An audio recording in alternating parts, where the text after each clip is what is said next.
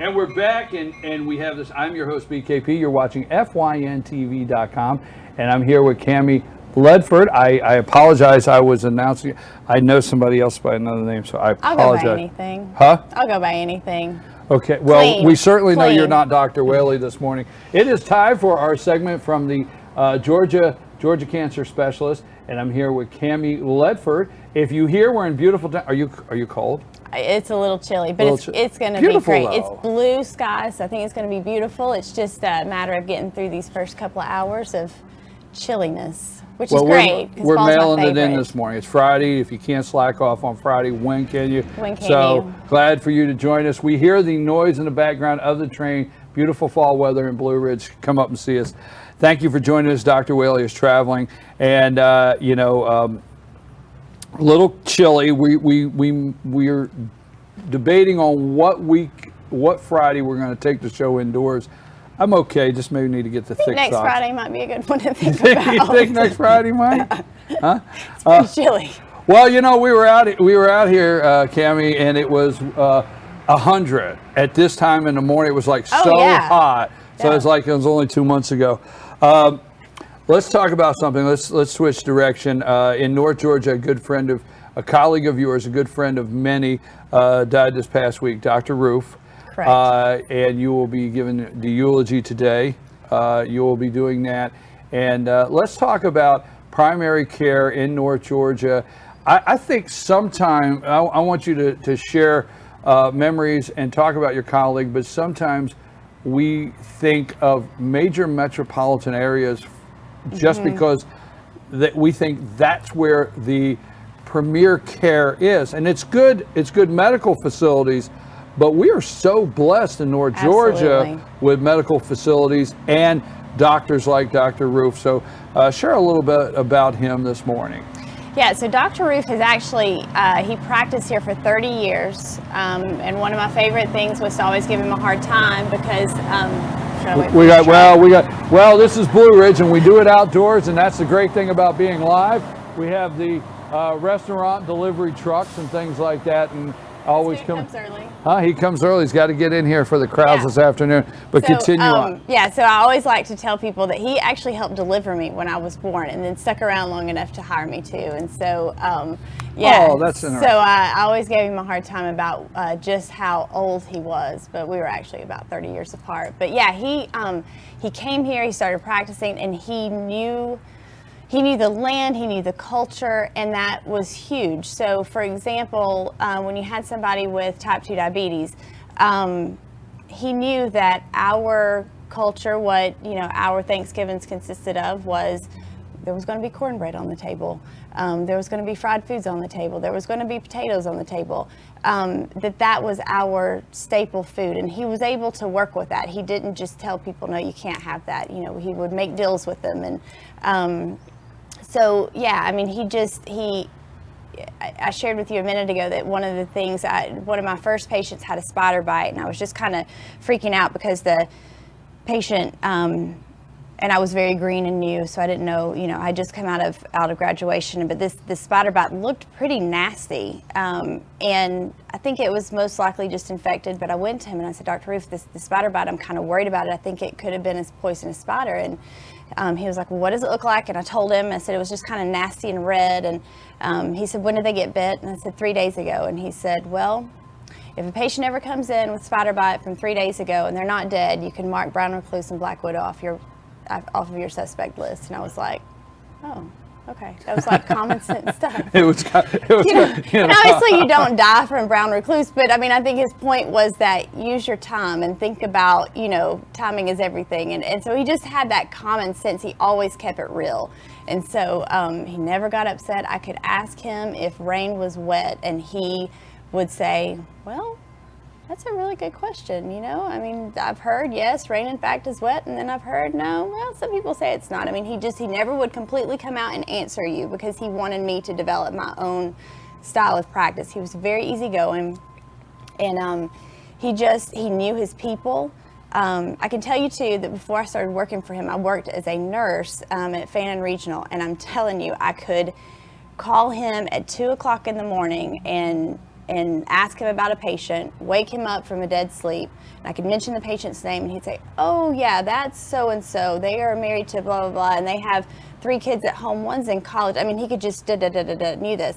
Well, I didn't know to appreciate that until I started working with him, because I get the chart, and I open up the chart, and it is just in consecutive order. There's no organization to this chart whatsoever. I mean, you're just flipping through like, okay, here's an office visit, here's a lab, here's a fax sheet, here's a lab. But he knew the patient so well, he never looked at it.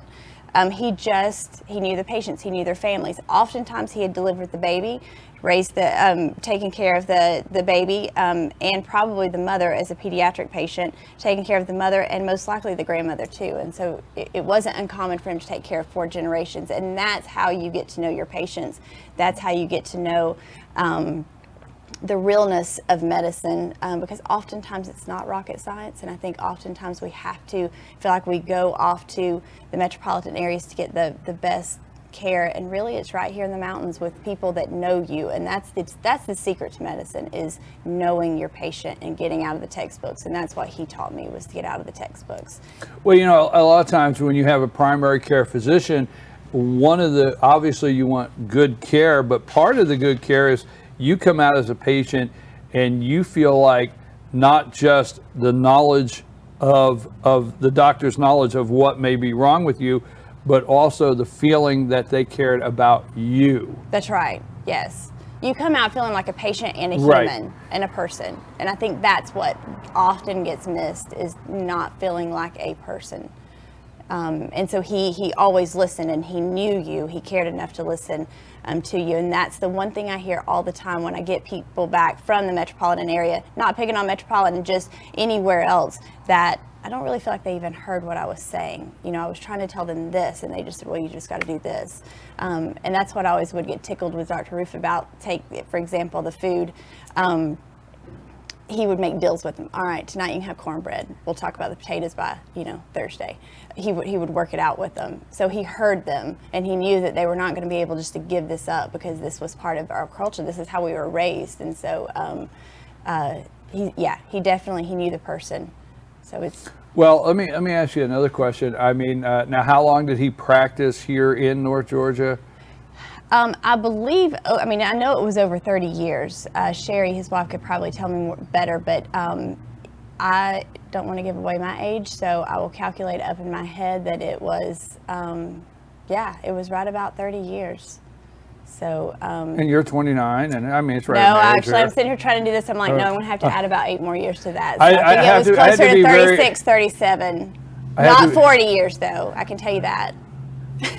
I have to be very careful, because one sentence, one remark, I could go down 8 points in the polls. We'll with just say women. he had not Right. been here 40 years. Let's go with that. Okay.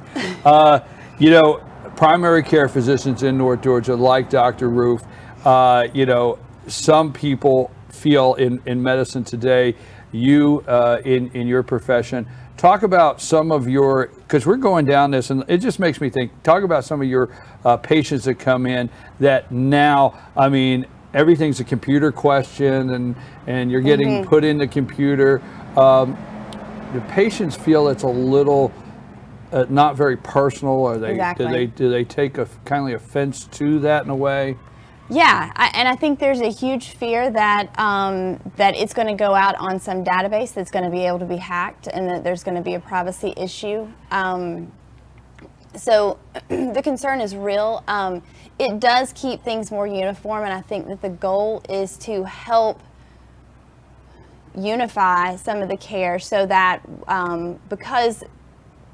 okay, let me back up for a second, because with the technology that we have found in medical technology now, it is so far from the Little House on the Prairie days where the one doc took care of everything. It's no longer feasible. So it was no longer feasible in primary care to really take care of everything anymore. You needed those specialists, and so you became a hub.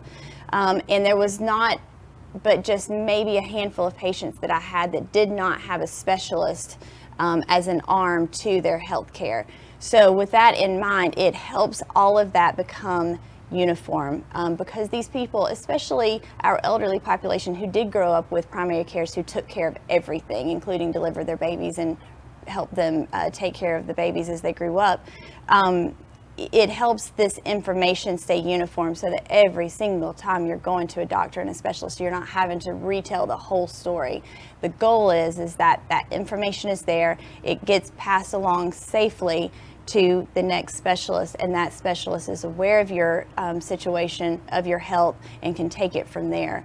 Because as we know, most of the time we only get about a 15-minute visit with that, and you don't want to spend that entire time retelling a story that you've told over and over and over again as to why you're there. So that's the goal.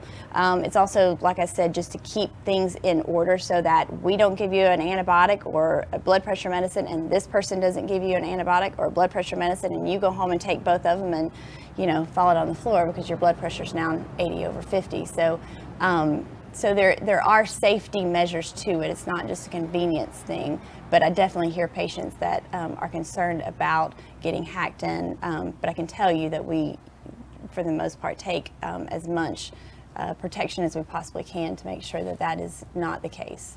Well, I think it's a struggle, and I know yourself, and we're talking about Dr. Roof this morning, and I know it's a struggle bringing patients into. I mean, I have 3 computers, and I document everything, and we carry around computers, so we live in that world, so we can't not expect to go to the doctor and the information be in there in a folder. It's just a new kind of piece of paper in a lot of ways. Sure. But still the comfort area of sharing your information, putting it on, you know, a database, that's still coming along, is it not? It is, that's right, yeah. And so the goal would be, we've had these conversations before. I have no idea if this is actually into fruition, but it would be great if you have like a credit card type thing, you know, with a chip like we're all getting to have now.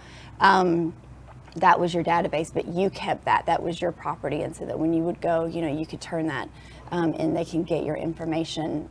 But that gave you some sort of security that you got to hold on to that. But we're far away from that. Is your data. Let me change one more direction before we close this morning. We're seeing some nice cool weather. Time for some sniffling, cold and flu season. Yeah. This weekend, I think a lot of people will be, if they didn't last week, this weekend, it'll be a quick reminder this morning that they got to switch out the closet. Yeah, that's right. Right? So this weekend, but for our children going off to school, those kind of things, what are some of the preventative things in cold and flu season that we recommend? Now's the time to get the flu shot. It is the time to get the flu. Now's the time, because if you wait till October, November when it hits, it's going to be too late. Your body will not have mounted that response yet. So now's the time when nobody's really thinking about it, but this weather should start at least triggering some thoughts. But yes, go ahead and get the flu shots. Good hand washing always is the best. Before you touch a meal, before you know, when you finish eating a meal. Keep the good hand washing, especially those little kids who like to, you know, kind of thing. Those are little kids. Those are little kids. They're supposed to grow out of that, but yes, I still every now and then see, you know. Yeah. All right. Okay. Those we need to make sure we wash that off of our hands. That would be good. We live in a hand sanitizer world, right? Yes. And I do not know what we used to do without a hand sanitizer. I don't either. Huh? Yeah. Well, we always love having you, and we know Dr. Whaley is traveling. This segment is brought to you by the Georgia Cancer Specialist Research here in North Georgia, and we're here this morning with Cammie Ledford. I got it right? That's right. Cammie Ledford, I apologize, filling in for Dr. Whaley. And we have been talking about a difficult but having fond memories of Dr. Roof that passed this week. And I know you have a long day ahead of you as far as that's concerned. Everything else good? Everything else is great. You cold? I'm freezing. You're freezing? When you can see my breath coming out of my mouth, it's pretty cold. Is it? A little, just what a little. What are you going to do when winter gets here? Well, I think that you triggered the exact response, is that I'm going to get my winter clothes out this weekend. Everybody's going to do that. Thank you very much for being here. We appreciate it. Hey, I'm your host, BKP, and you're watching FYNTV.com. And we always thank Georgia Cancer Specialist and our good friend here. You're going to be back in a couple weeks, right? Maybe.